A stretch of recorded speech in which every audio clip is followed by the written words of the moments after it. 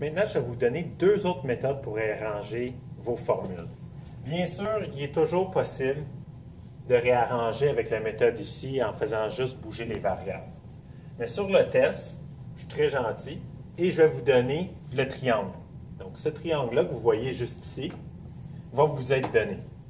Comment faire fonctionner un triangle? Comment aller chercher la formule que tu as besoin? Si je cherche le nombre de moles, tu dois cacher le nombre de moles avec tes mains et la formule va apparaître. N divisé par NA. Donc, un triangle, comment ça fonctionne? Tu caches la variable que tu cherches et tu regardes le reste. S'ils sont un au-dessus de l'autre, c'est une division. S'ils sont un à côté de l'autre, c'est une multiplication. Deuxième exemple. En haut ici, je cherchais le nombre de particules, grand N. Si je cache grand N, maintenant les deux variables sont une à côté de l'autre. Donc, à ce moment-là, c'est une multiplication. Ma formule va être petit n fois grand N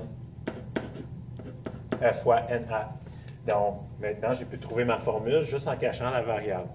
Donc, apprenez à vous servir du triangle pour réarranger vos formules dans les cas où réarranger des variables, c'est plus difficile pour vous. Puis, j'ai même un autre truc pour vous. Je vous ai dit dans la vidéo précédente que le nombre d'Avogadro, c'est un rapport. C'est-à-dire que ça nous dit combien on a de particules pour une mole. Bien, il est possible de faire un rapport. Un rapport, c'est tout le temps deux fractions équivalentes. Donc, mon nombre d'Avogadro va tout le temps être mon rapport connu, alors que le rapport inconnu, bien, ça va varier d'un problème à l'autre. Si dans mon problème, mon nombre de moles est ici, bien, je vais mettre mon nombre d'Avogadro ici, mon nombre de moles ici. S'il me donne plutôt le nombre de particules, bien, je vais le mettre en haut ici. Comme dans l'exemple suivant. Ici, combien ai-je de Jacob si j'ai 0,0567 moles de Jacob? Donc, clairement, ici, on a un nombre de moles à cause de l'unité. Fait que ça, ici, c'est petit n.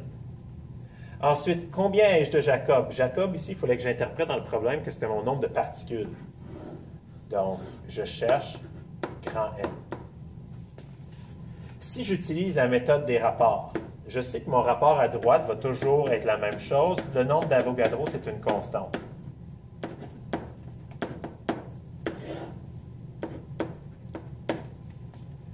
Si mes particules, c'est des Jacob maintenant, je vais remplacer particules par Jacob.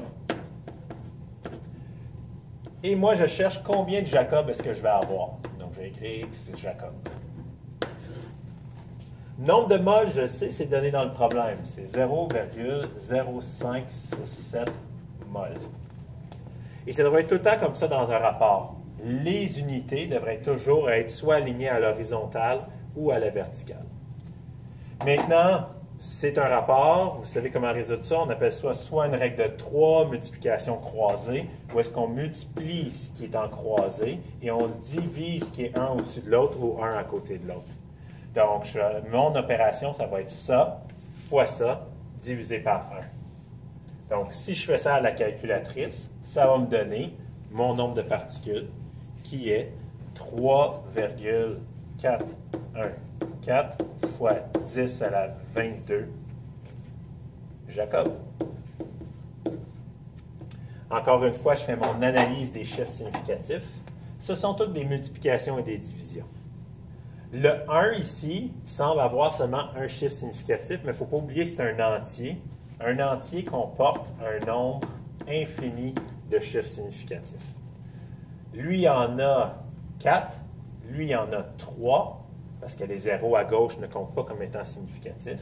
Donc, je vais garder 3 chiffres significatifs dans ma réponse finale. Ma réponse finale va donc être 3,41 fois 10 à la 22 Jacob. Donc, 3 méthodes. Réarranger ta variable, utiliser le triangle ou utiliser la méthode des rapports.